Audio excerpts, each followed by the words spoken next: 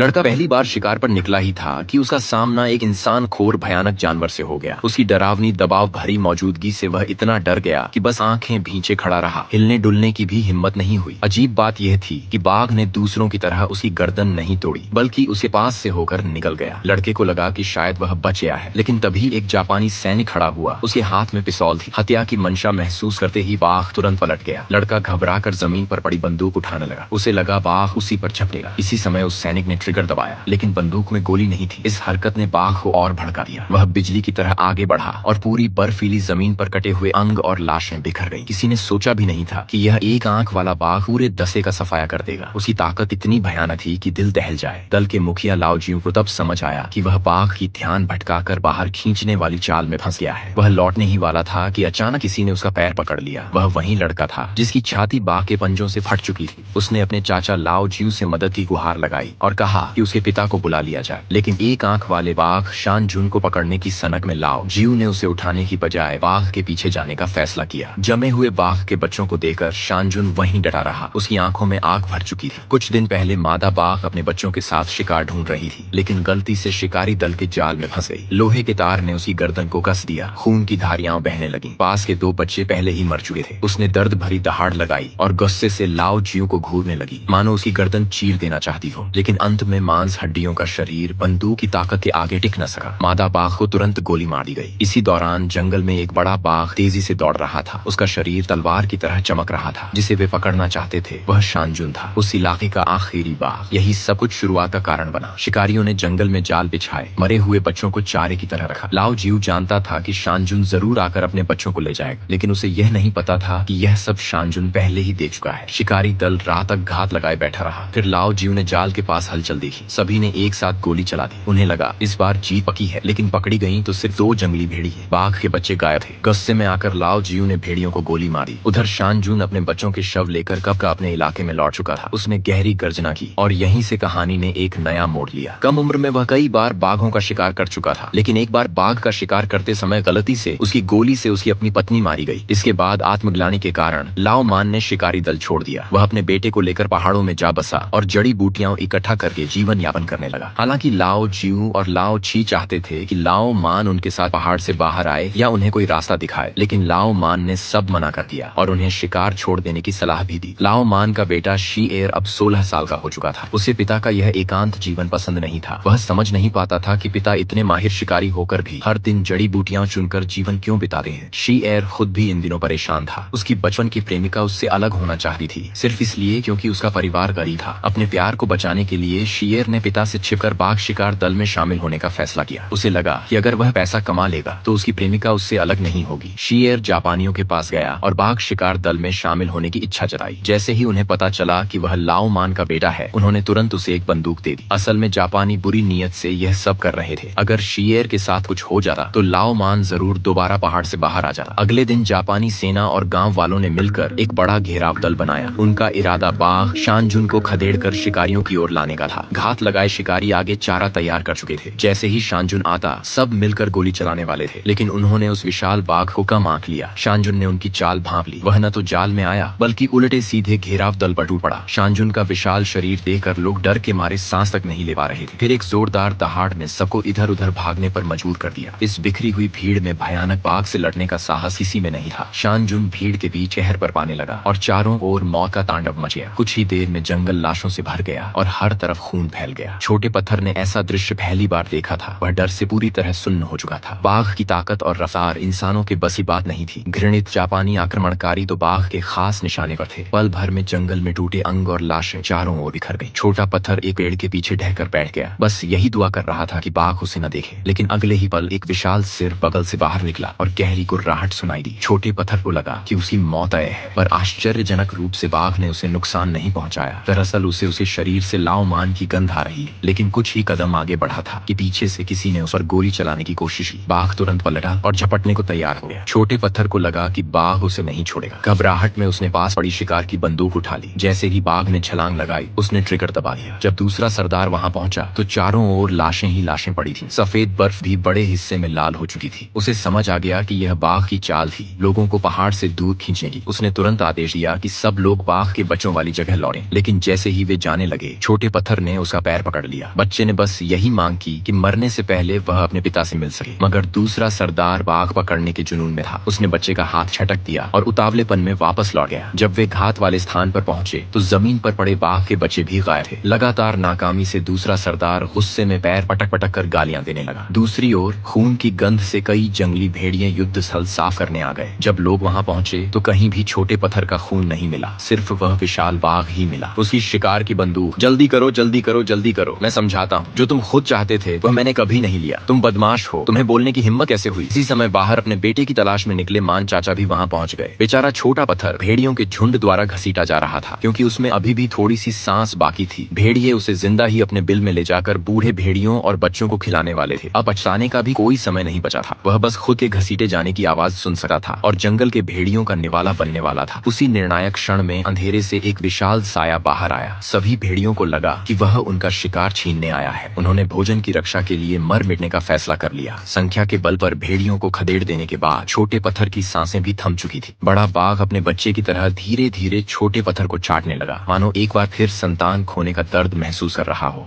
पूरी रात खोजने के बाद मान चाचा बेसुध हालत में घर लौटे। उन्हें उम्मीद थी कि दरवाजा खोलते ही बेटा हंसता खेलता सामने आ जाएगा, लेकिन कमरे में कोई नहीं था। आशा टूटते ही वह जमीन पर ढह गए। लेकिन इससे भी ज्यादा दिल चीर देने वाला दृश्य सामने आया। एक आंख वाला बाघ छोटे पत्थर का शव वापस ले आया। यह मान चाचा के उपकार का बदला था। जीवन हो या मृत्यु, बच्चे को पिता के पास ही रहना चाहिए। यही बड़े बाघ की सबसे सरल सोच थी। मान चाचा अपने ठंडे पड़े बेटे को देखकर दुख से टूट गए। मध्य आयु में पत्नी का वियोग और बुढ़ापे में बेटे का वियोग। उनका परिवार भी बाघ की तरह पूरी तरह उजड़ चुका था। शायद जिसने घर परिवार उजड़ते देखा हो वही इस दर्द को सच में समझ सका है। अगले दिन पागलपन पर उतरे जापानी सैनिकों ने गोला बारूद झोंककर पहाड़ उड़ाकर बाघ को मारने का फैसला किया। हालांकि पिछली लड़ाई में बड़ा बाघ गंभीर रूप से घायल हो चुका था, जिससे उसकी ताकत और रफ्तार आधी रह गई थी। फिर भी आक्रमणकारियों के सामने वह तनिक भी नहीं डरा। वह सामने आती गोलियों के बीच जापानी सेना से भिड़ गया। उस समय वह बाघ सचमुच एक देशभक्त नायक बन चुका था। कुछ ही देर में अपनी अडिग इच्छा शक्ति के बल पर वह पूरी जापानी सेना का सफाया करने ही वाला था। लेकिन तभी दूसरे सरदार ने मौका देकर एक गोली से बाघ की आंख पर निशाना साध दिया। सभी ने मिलकर उसे कसकर जकड़ लिया, जिससे उसकी हरकतें सीमित हो गईं। दूसरा सरदार दौड़ता हुआ आया। वह इस दिन का 10 साल से भी ज्यादा समय से इंतजार कर रहा था। वह अपने हाथों से बाघ को मारना चाहता था, लेकिन उसे यह अंदाजा नहीं था कि बाघ ने भी उसे पहचान लिया है। बाघ ने एक बार फिर पूरी ताकत झोंकी और एक ही झटके में दूसरे सरदार को उड़ा दिया। यहाँ तक पहुँचने पर भी किसी ने नहीं सोचा था कि उस बड़े बाघ में इतनी ताकत कहाँ से आ रही है। रात को गंभीर रूप से घायल बड़ा बाघ महसूस करने लगा कि उसकी जिंदगी अब ज्यादा नहीं बची। वह एक बार फिर अपने उकारी से मिलना चाहता था। पूरा शरीर खून से लथपथ, जहरीले धुएं और धुंध के बीच मान चाचा किसी बूढ़े ड्रैगन की तरह उस धुंध को चीरते हुए आगे बढ़े। वे आमने सामने खड़े थे। उनकी तकदीरें कितनी समान थीं, लेकिन उनके बीच एक ऐसा पैर था जिसे पार नहीं किया जा सका था। घर और बेटे के शव को जलाने के बाद मान चाचा ने बरसों से संभाल कर रखी हुई शिकार की बंदूक निकाली और अकेले सबसे ऊंचे पर्वत की चोटी की ओर चढ़ने लगे। उधर बड़े बाघ ने भी अपने बच्चों के शवों को ससम्मान ठिकाने लगाया। फिर वह सम्राट की तरह गुफा से बाहर निकला। बादलों के सागर को निहारते हुए राजा जैसी करुण गर्जना की। वह भी पहाड़ चढ़कर अंतिम टकराव के लिए निकल पड़ा। इसी दौरान गहरे अपमान से तिलमिलाई जापानी सेना कीड़ों की तरह पर्वत शिखर की ओर रेंगने लगी। रात होने पर एक इंसान और एक बाघ चोटी पर आमने सामने आ मिले। मान चाचा ने पहले बड़े बाघ को प्रणाम किया, अपने पुराने अपराध के लिए क्षमा मांगी और बेटे को वापस लाने के लिए उसका आभार जताया। जो कुछ भी हुआ वह उसी की वजह से शुरू हुआ था और आज उसी के साथ समाप्त होना था। उसने शिकार की बंदूक उठाई। बाघ ने खतरे को भांप लिया। वह शांत और स्थिर रहा और सबसे पहले हमला कर दिया। मान चाचा ने पहले की तरह घातक जगहों से बचते हुए वार डाला, क्योंकि उसका इरादा कुछ और था। फिर वह जानबूझकर चट्टान के किनारे जा पहुंचा, हाथ की बंदूक फेंक दी और एक छोटा चाकू निकाल लिया। वह जानबूझकर बाघ को उकसा रहा था। वह नहीं चाहता था कि बाघ किसी इंसान के हाथों खाई में गिर पड़े, क्योंकि केवल इसी तरह बाघ जापानियों के हाथ नहीं लगा। आखिरकार खाली हाथ लौटी जापानी सेना गुस्से और झुंझलाहट से पागल हो उठी। शिकारियों के बीच शिकार देव मान चाचा और पर्वत देव, एक आंख वाले बाघ की आकाश में समा जाने वाली अद्भुत कथा पीढ़ी दर पीढ़ी सुनाई जाने लगी और हमारे मान चाचा तथा वह एक आंख वाला बाघ